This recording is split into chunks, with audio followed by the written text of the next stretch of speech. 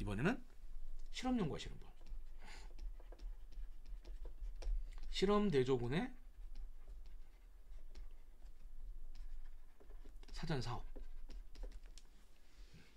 뭐 이게 이거 두 개 반복을 두 번이나 세 번이나 상관없어요. 자, 이런 연구가 있을 수 있어요. 자, 실험 연구에서 테이블 첫 번째는 뭐냐? 1번 테이블은 뭐냐면 동질성 검정이에요.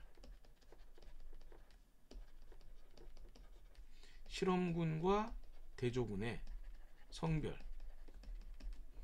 연령,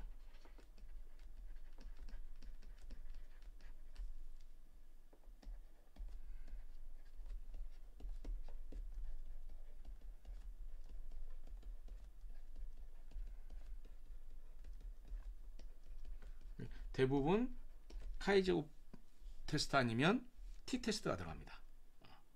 동질성 검정이 들어가요. 왜 들어가냐면 실험 연구인 경우에는 조사 대상자 이게 설문 연구에서는 실험군 대조군이 없이 그냥 남자 여자가 몇 명 몇 퍼센트 끝나지만 실험 연구에서 실험군의 남자 여자의 분포와 대조군의 남자 여자 분포가 있을 거 아니에요. 이를 확인해야죠. 실험 연구에서는 여기에 있는 이 사람들의 특성과 여기 있는 사람의 특성이 어떻게 돼요? 가장 좋은 건 동일해야 돼요. 동일해야 됩니다. 근데 사실 현실도 동일하지 않으니까 동질한 걸 비교하는 거죠. 그래야 이 동일하고 동질하다라는 것을 실험 연구에서 하기 위해서 동질하게 만들기 위해서 가장 많이 하는 게 뭐예요? 랜더마이징. 실험군과 대조군에 있는 사람을 랜더마이즈하게 뽑죠. 랜더마이즈 뽑는 이유가 뭐냐면 실험군과 대조군을 동질하게 만들기 위해서 뽑는 거예요. 여러 가지 이유가 있겠지만 그 중에 하나 가장 대표적인 이유가 이래요. 그래서 여기는 p-밸류가 어떻게 나와야 됩니까? 0.6보다 크게 나와야 돼요. 0.6 크게 나와야죠. 그래야 동질하다는 얘기예요. 자, 테이블 2번에는 뭐냐? 사전 측정값 동질성이에요. 동질성이 두 가지가 있어요. 뭐가 있냐면 첫 번째, 집단 간 동질성이라는 게 있어요. 집단 간 동질성은 실험군에 있는 사람들, 대조군에 있는 사람들이 누구냐? 서로 동질한 사람이다 라는 얘기예요. 두 번째는 실험군과 대조군이 있는데 제가 어떤 인터벤션을 해요.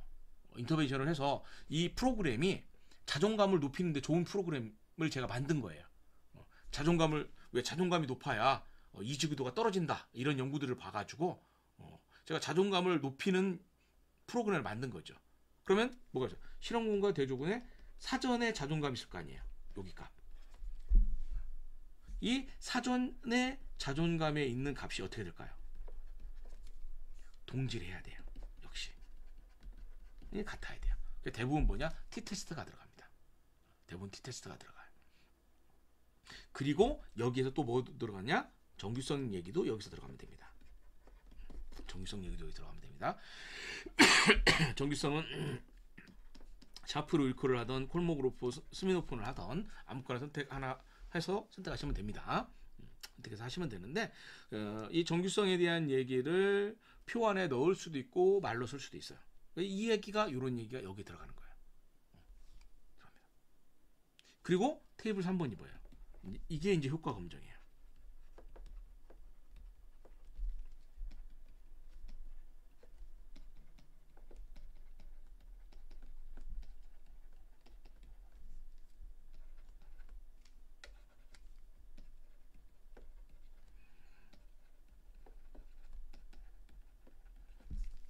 이렇게 나오겠죠?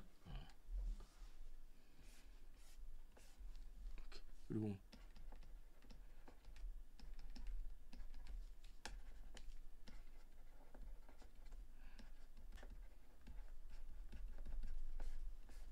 이렇게 표가 나오는 겁니다. 실험 대조군의 사전 사후 또는 실험 연구 사전 사후 2에 대한 여기에 있는 분석 기법의 가장 좋은 분석 기법은 뭐냐? 리피트 이미지 아노바입니다.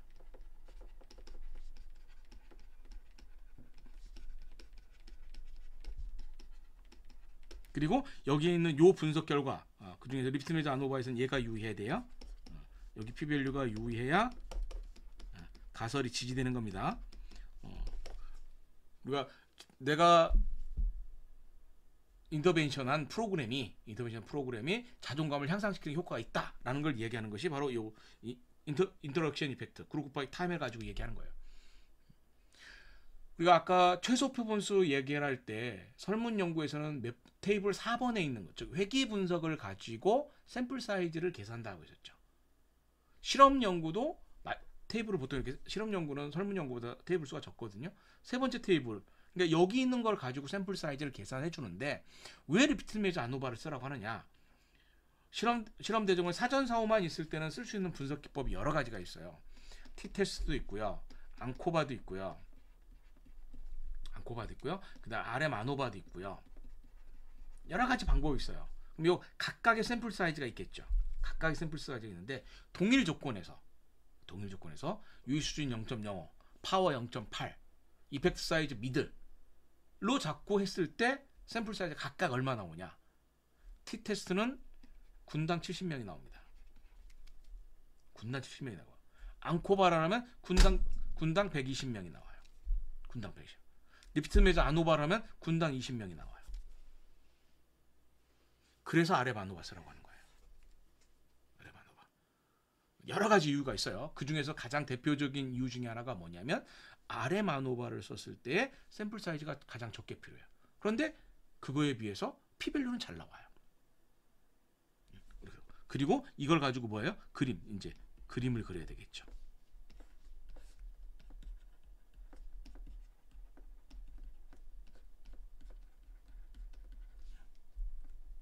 실험군, 대조군, 뭐 이런 그래프를 그릴 수도 있고, 또는